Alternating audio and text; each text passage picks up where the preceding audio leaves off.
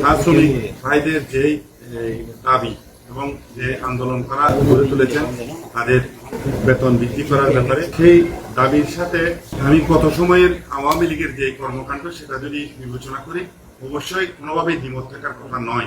বঙ্গবন্ধু সরকার থেকে শুরু করে জননেত্রী শেখ হাসিনার সরকার সবসময় শ্রমিক বান্ধব।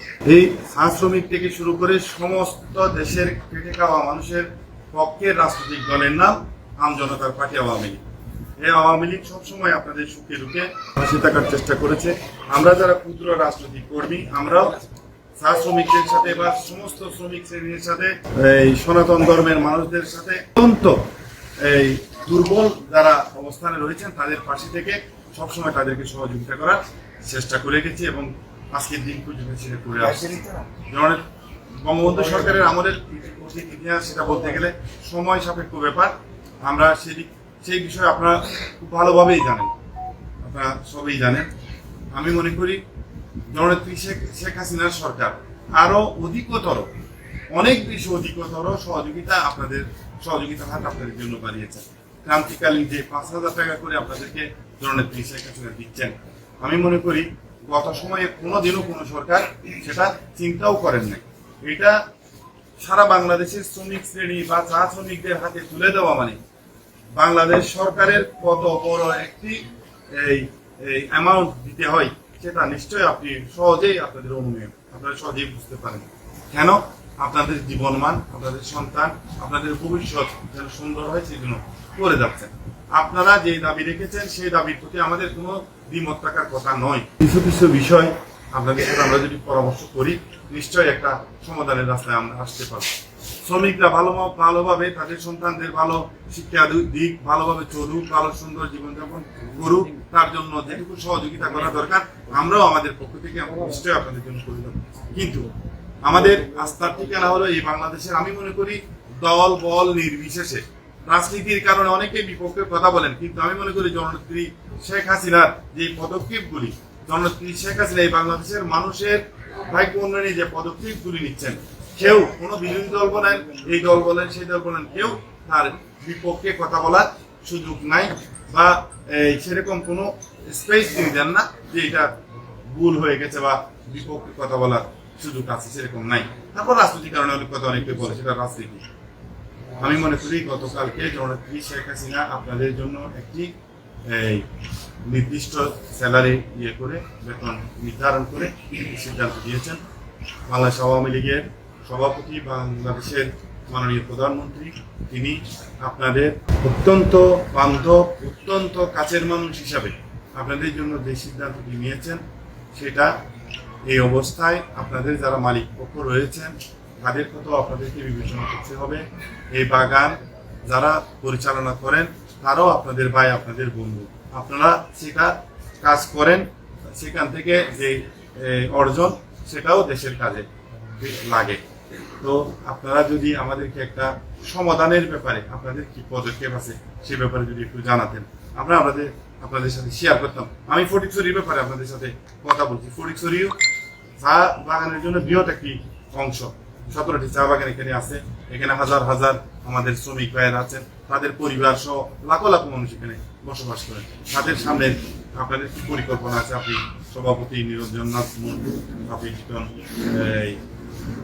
কর্মকার এবং আরো অন্যান্য নেতৃবৃন্দ আছেন।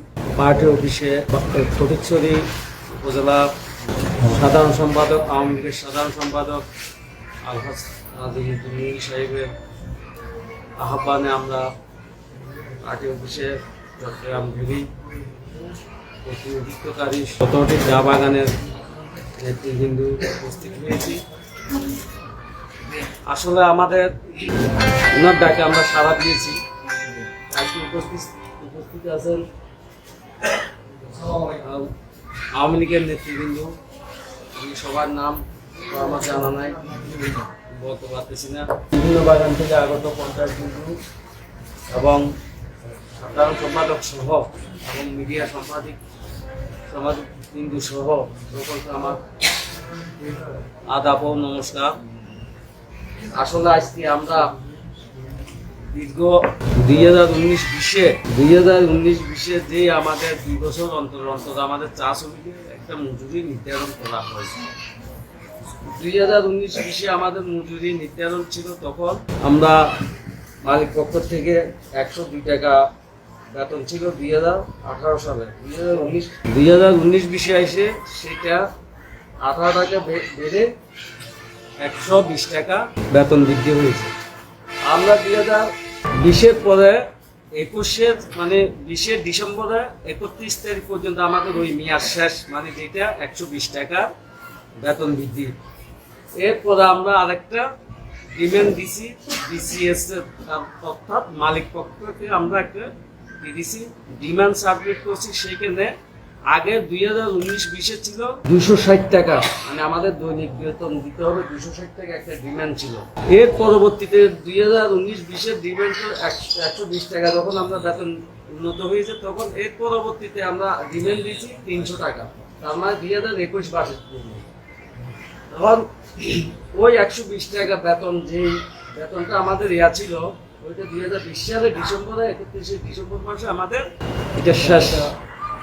এর পরবর্তী 2021 সালে 1 তারিখ হতে 1 জানুয়ারি হতে আমাদের এই পর্যন্ত আজকে 20 মাস সময় চলতেছে। 20 মাস পর্যন্ত আমাদের চুক্তি, মানে মালিক পক্ষের সাথে আমাদের সাথে দ্বিপাক্ষিক যে চুক্তি বৈঠক চলে, 13তম বৈঠক পর্যন্ত আমাদের সঙ্গে হয়েছে। কিন্তু এই বৈঠকে আমরা যদি বলি তো একটা হাস্যকরের মতো হয়ে যাবে। যেমন আপনাদের সাথে এখন বলছি কত খোলামেলা কথা, কিন্তু মালিক পক্ষের কাছে শেষ বৈঠকে মানে 10 মিনিটও টাইম দেয় নাই, চা পানি তো দূরের কথা, 10 মিনিট টাইম দেয় নাই।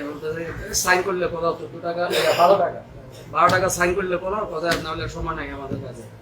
হাস্যকর বিষয়।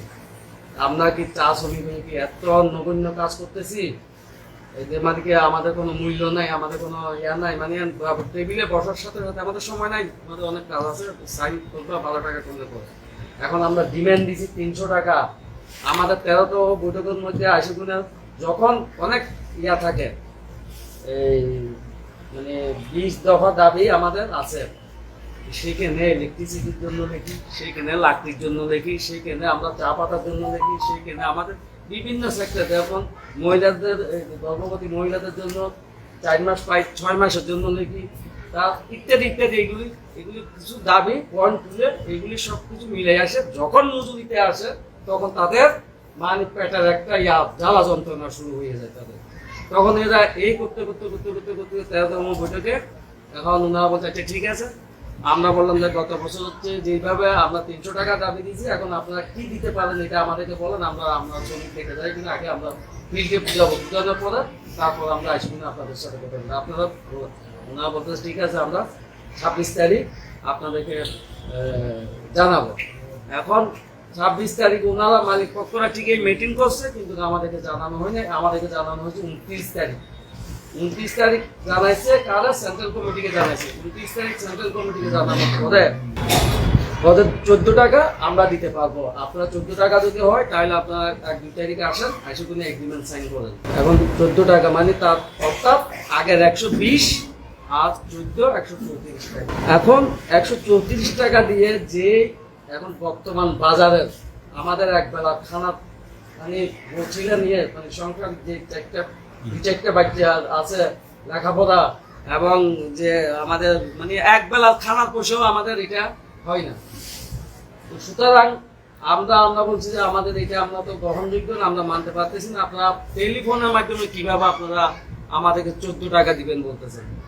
তখন আমাদের কেন্দ্রীয় নেতৃবৃন্দরা আমাদেরকে ভ্যালি পর্যায়ে যারা আন্তর্জাতিক পর্যায়ে নেতৃবৃন্দ আছে সবাই এক সেন্ট্রালে আহ্বান করে এক টেবিলে বসে কিনে আমরা সিদ্ধান্ত নিয়েছি যে বিসিএস আবার চিঠি তো মালিক পক্ষ চিঠি দিয়ে ওনাদেরকে হুঁশিয়ার করে জানাইল যে আমরা 7 দিন সময় আলটিমেটাম দিছি 3 তারিখ হইতে 10 তারিখ পর্যন্ত।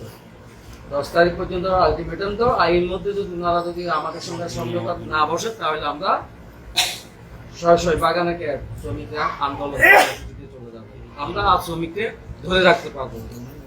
তাহলে ওনারা চিঠি পাওয়ার পরে আমাদের কোনো সাড়া দেয় নাই, মানে 7 কর্মদিবস আমরা পালন করছি, সাড়া দেয় নাই। 8 কর্মদিবসে আমরা কোথায় গেছি, 2 ঘন্টা করে কর্মবিরতি করছি, সেটাও চিঠিতে লেখা আছে। মানে আমরা বলছি যে 2 ঘন্টা করে কর্মবিরতি করে কাজ করবো, 3 দিন করছি। 3 দিন করার পরও ওনাদের মালিক পক্ষ কোনো সাড়া পায় নাই। তাহলে 10 দিন হয়ে গেল, 11 দিনের দিন ওনারা কি করছে, মাঠে পূর্ণ দিবস কর্মসূচিতে নিয়ে গেল। আমরা শ্রমিককে একটু ধরে রাখতে পারি, তারাও তো বাঁচার মতো বাঁচতে হবে। যেখানে 120 টাকা বেতন দিয়ে বাংলাদেশের কোনো নজির নেই যে 120 টাকা দিয়ে এখন আপনার শাক সবজি নিতে গেলে 60 টাকা 50 টাকা। আপনার একজন এই যে আজকে এক সপ্তাহ ধরে একটা ডিম, একটা গ্রামে যদি একজন মেহমান যদি যায়, আমার বাসায় বা একটা শ্রমিকের বাসায় একটা মেহমান একটা ডিম কিনতে গেলে এখন দেখা যাচ্ছে 14-15 টাকা নিচ্ছে, 16 টাকা নিচ্ছে। তাহলে উনি কিভাবে ওই মানুষটা একবেলা ভাত খাওয়া হবে? সেই জন্য আমাদের আন্দোলনটা ছিল যে আমরা ডিমান্ড দিয়েছিলাম 300 টাকা, আমাদের 300 টাকা দেওয়ার জন্য, মানে আমরা এই মোবাইল 300 টাকা করার জন্য কি দাবি দিয়েছি। আমরা এই 300 টাকা দিয়ে আমরা আন্দোলন করি। আমরা 500 টাকা চাচ্ছি না মালিকের কাছ থেকে, মালিক পক্ষের কাছ থেকে আমরা বাড়তি 500 টাকা চাচ্ছি না, যেহেতু আমাদের ডিমান্ডটা আছে 300 টাকা, আমরা 500 টাকা চাচ্ছি। এখন আমি নিরঞ্জনকে জানতে চাচ্ছি, এটা 455 টাকা টোটাল অ্যামাউন্ট, ঘর অন্যান্য সুযোগ সুবিধা সহ 455 টাকার একটা হ্যাঁ 82 পয়সা সেরকম একটা অ্যামাউন্ট দাঁড়ায় এই স্যালারি, সেটা সহ আরো কত বর্ধিত আপনারা চাচ্ছেন? না, সেটা আমরা মানতে পারি না। সেটা আমাদের মনে করেন আমার স্যালারির উপরে আমার আদার ফ্যাসিলিটিটা আইনে বলা নাই, যে আইনের কোনো জায়গায় বলা নাই যে ওইটা এফেক্ট হবে। আপনি আজকে একটা কি চা বাগান করতেছেন, আজকে চারা লাগাইতেছেন, এটা আপনার কোভিডের জন্য আপনি আজকে এডুকেশন এখানে ইনভেস্ট করতেছেন, সেটা আমার উপরে ফেলাই দিলে তো হবে না, আমার মজুরির উপরে ফেলাই দিলে তো হবে না। আমার 2 বছর অন্তর অন্তর আমার সাথে চুক্তি হচ্ছে। এখন আপনার 1200 একর জায়গা আপনার প্ল্যান্টেশন করা আছে, আপনার আরো খালি আছে কি 1000 একর। আপনার আগামী বছরের জন্য বরাদ্দ করে রাখছেন যে 100 একর প্ল্যান্টেশন কি আমি করব। এখন 100 একর প্ল্যান্টেশন করতে আপনার কি কি দরকার এগুলো আপনি বাজেট করে নিয়েছেন। আপনার 50 লক্ষ টাকা খরচ হবে। এই 50 লক্ষ টাকা কি শ্রমিকের উপরে ঘাড়ের উপরে চড়া দিলে কি হবে? ওইখানে তো ওইগুলি যোগ করে দিছে। এক এই ঘরটার মালিক আপনি, এই ঘরের মালিক আপনি, আমি ভাড়াটিয়া, আমি ভাড়াটিয়া। এখন নষ্ট হলে রিপেয়ারিং করার দায়িত্ব কার? মালিকের না? শ্রমিকের ঘর রিপেয়ারিং এর দায়িত্ব কার? মালিকের। তো মালিক রিপেয়ারিং এরটাও মালিকের। যদি আমার বেতনের সাথে ধরে দেয় তাহলে এটা তো হাস্যকর ব্যাপার, এটা তো আইনে বলা নাই। তো ওইগুলি কেমনে দেখাবো না? ওইগুলি দেখা কিন্তু আমাদেরকে অ্যাডভান্স হতে দিতেছে না। এটা আইনে বলা যায় যে আমার 120 টাকার পরে এই সুযোগ সুবিধাগুলি ইয়া করা যাবে। এখন 145 টাকার যেই সিদ্ধান্ত আসছে মাননীয় প্রধানমন্ত্রী, সেটা কত টাকা, কত সময় ছিল 20 টাকা, সেখানে এখন আরো 25 টাকা যোগ করা হয়েছে না আরো 45 টাকা যোগ করা হয়েছে? না, 25 টাকা যোগ করে 45 টাকা করা হয়েছে। তাহলে 45 টাকা করা হয়েছে, সেটা কতদিনের জন্য? সেটা কি কোনো সেটা যদি আজকের থেকে যদি হয়তো কার্যকর হইতো, যদি বা ধর্মঘট যদি উদ্যোগ হয়ে যাইতো, তাহলে আজকে থেকে কার্যকর হলে আপনার ডিসেম্বর মাস পর্যন্ত এটা শেষ হয়ে যেত। আবার নতুন ডিমান্ড আমাদেরকে করতে হতো, কারণ আমাদের 2021-22 এটাই শেষ।